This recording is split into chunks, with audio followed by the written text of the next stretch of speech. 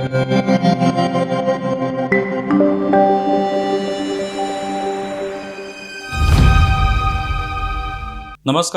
News डंकामध्ये मी महेश विचारे आपल्या सगळ्यांचं मनपूर्वक स्वागत करतो. मित्रांनो, न्यूज डंकाचं यूट्यूब चॅनल आपण सबस्क्राईब केलं नसेल तर कृपया ते सबस्क्राईब करा, ज्यामुळे वेगवेगळ्या विषयांवरचे व्हिडिओ आपल्यापर्यंत येऊ शकतील. सध्या उद्धव ठाकरे हे वेगवेगळ्या ठिकाणी रामरक्षा आंदोलन करताना आपल्याला पाहायला मिळत आहेत. शनिवारी ते नागपूरमध्ये होते, त्याआधी त्यांनी मुंबईत सुद्धा रामरक्षा आंदोलन केलं होतं. तिथूनच त्याची सुरुवात झाली आंदोलनाची.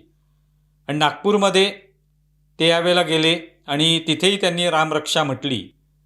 अनेक लोक त्या ठिकाणी उपस्थित होते. आणि नागपूरमध्ये करण्यामागचं कारण स्वाभाविकच, नागपूर हा जो भाग आहे त्या ठिकाणी राष्ट्रीय स्वयंसेवक संघाचं मुख्यालय आहे. फडणवीस हे सुद्धा नागपूरचेच आहेत. आणि त्यामुळे त्या ठिकाणी एक प्रकारे भाजपाला आव्हान देण्याचा प्रयत्न किंवा त्यांच्यावर आरोप करण्याचा, टीका करण्याचा प्रयत्न या आंदोलनाच्या माध्यमातून उद्धव ठाकरे करत आहेत. आणि या ठिकाणी आपल्याला पाहायला मिळतं की विविध माध्यमांमध्ये अशी चर्चा या निमित्ताने झाली, कारण पहिलं आंदोलन मुंबईत झालं, त्यानंतर आता हे दुसरं आंदोलन आहे. आणि या दोन्ही आंदोलनांमध्ये जय श्रीराम, जय हनुमान या घोषणा आपल्याला देताना उद्धव ठाकरे किंवा त्यांच्यासोबतचे कार्यकर्ते, पदाधिकारी दिसतात. भगवी वस्त्र घातलेले उद्धव ठाकरे आपल्याला पाहायला मिळतात. आरती ओवाळताना उद्धव ठाकरे पाहायला मिळतात.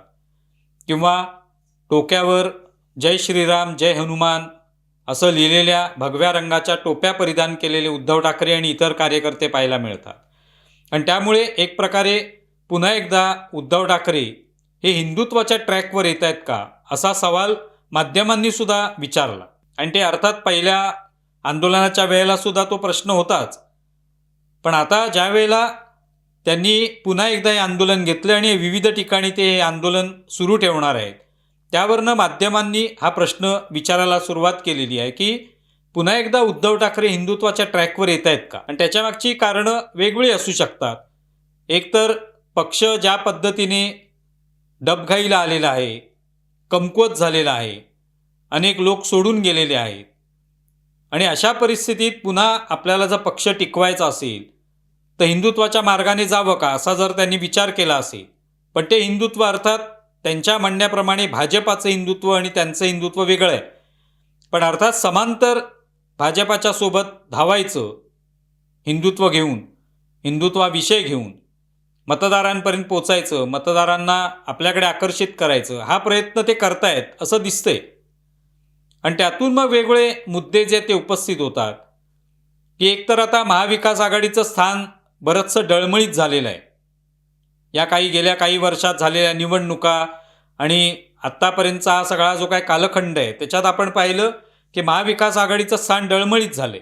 स्वतः शरद पवारांचा पक्ष हा सुद्धा आता एक प्रकारे NDAच्या सोबत जाणार का याची चर्चा आहे गेले अनेक दिवस.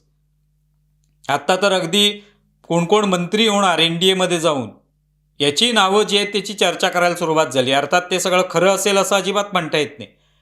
पण तरी जे जे काही घडतंय त्याच्यावरनं असं दिसतंय की शरद पवार हे NDA सोबत जाणार का, किंवा जयंत पाटील हे अर्थमंत्री होणार का, सुप्रिया सुळेंना सुद्धा मंत्रीपद मिळणार का, याची चर्चा सुरू झालेली.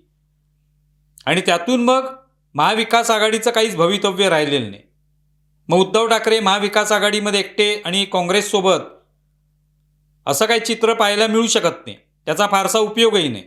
त्यामुळे पुन्हा एकदा आपण हिंदुत्वाच्या ट्रॅकवर यायचं असं कदाचित त्यांच्या मनामध्ये असेल. पण तो ट्रॅक अर्थातच भाजपाच्या सोबत नाही आहे किंवा भाजपाच्या जवळ जाणारा नाही आहे. आपण स्वतंत्रपणे आपला ट्रॅकवर चालायचं असं त्यांनी ठरवलेलं असेल.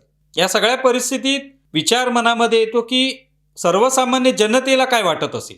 कारण 2019मध्ये उद्धव ठाकरेंनी एक प्रकारे भाजपाची साथ सोडली किंवा ती साथ सोडण्यासाठी त्यांनी काँग्रेस आणि राष्ट्रवादी काँग्रेससोबत जाण्याचं ठरवलं. ते मुख्यमंत्री बनले. पण तेव्हापासूनचं त्यांचं राजकारण कुठेतरी सेक्युलर, मुस्लिमांच्या जवळ जाणारं, मुस्लिमांना आपल्याकडे आकर्षित करणारं असं राहिलेलं आहे. आणि त्याला पर्याय नव्हता, कारण काँग्रेस आणि राष्ट्रवादी काँग्रेससोबत जायचं तर मुस्लिमांच्या बरोबरीने जावं लागणार, मुस्लिमांची मतंसुद्धा आपल्याला मिळवावी लागणार. आणि त्यासाठी मुस्लिमांना आवडेल असे निर्णय घेणं किंवा त्यांना दुखावता कामा नये अशा पद्धतीचे निर्णय घेणं, ही पावलं त्यांना उचलावी लागली. म्हणजे अर्थात कुठेतरी त्यांच्यावर दबाव होता अशातला भाग नाही, हे स्वतःच त्यांनी हा मार्ग निवडलेला आहे. पण आता ही सगळी परिस्थिती गेल्या काही वर्षामध्ये सगळी बदललेली परिस्थिती पाहिल्यानंतर भाजपाला मिळालेलं बहुमत, वेगवेगळ्या निवडणुकांमध्ये भाजपाला मिळालेलं किंवा महायुतीला मिळालेलं यश, एकनाथ शिंदे वेगळे झाले तरी त्यांना मिळालेलं यश, हे सगळं पाहता कुठेतरी उद्धव ठाकरेंच्या मनामध्ये हे आता असेल की पुन्हा एकदा हिंदुत्वाचा ट्रॅक जो आहे तो धरला पाहिजे. पण त्यावेळेला आता लोकांच्या मनामध्ये नेमकं काय असेल हा सुद्धा विषय येतो. सर्वसामान्य महाराष्ट्रातला जो हिंदू समाज आहे तो उद्धव ठाकरेंकडे कोणत्या नजरेतून पाहत असेल?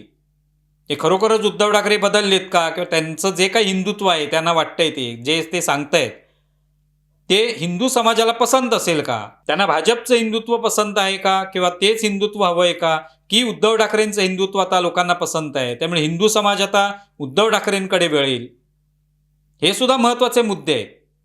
आता अर्थात 2 आंदोलनं घेतली म्हणजे लगेच हिंदू समाज उद्धव ठाकरेंकडे आकर्षित होईल असं अजिबातच नाही. कारण नरेंद्र मोदी यांचं सरकार आल्यापासून 2014 पासून आपण पाहतोय की हिंदू समाजामध्ये एक जागृती निर्माण झाली. भारतीय संस्कृती, भारताचा वारसा, इतिहास याकडे ज्या पद्धतीने पाहिलं गेलं ते यापूर्वी पाहिलं जात नव्हतं. कुठेतरी हिंदू समाज हा दबलेला होता, त्याला सातत्याने दाबण्यात येत होतं, मागे ठेवण्यात येत होतं, दुय्यम स्थान देण्यात येत होतं. मोदींच्या काळामध्ये हिंदू समाजामध्ये एक निश्चितपणे आत्मविश्वास आला. मंदिरांचं अनेक ठिकाणी जीर्णोद्धार झाला, अनेक ठिकाणी कॉरिडोर तयार झाले आणि त्यातून हिंदू समाज जागृत झालेला आहे आणि म्हणून तो भाजपाकडे आकर्षित झाला किंवा त्यांच्या धोरणांकडे आकर्षित झाला. मग तशाच पद्धतीने आता उद्धव ठाकरेंकडे हा हिंदू समाज कसा पाहतोय, विशेषतः महाराष्ट्रातला हिंदू समाज, हे महत्त्वाचं आहे. कारण आता जर त्यांनी हिंदुत्ववादी आपण आहोत, भले राजकारणासाठी का असेना किंवा राम मंदिरातला चोरीचा मुद्दा घेऊन का असेना, पण आता ते नुसतंच हिंदुत्ववादी आपण आहोत, आमचं हिंदुत्व हे शेंडी जानव्याचं हिंदुत्व नाही वगैरे नुसतं बोलत नाही, तर आता हिंदू समाजाच्या ज्या घोषणा आहेत त्या सुद्धा ते देत आहेत. त्या पद्धतीची वस्त्र परिधान करतायत, त्या पद्धतीचा पेहराव दिसून येतोय, त्या पद्धतीचं वातावरण आजूबाजूला तयार करण्याचा प्रयत्न होतोय. भाषणांमध्ये तशा पद्धतीची वक्तव्य केली जात आहेत. त्याच्यातून हिंदू समाज यांच्याकडे कसा पाहिल हा महत्त्वाचा प्रश्न आहे.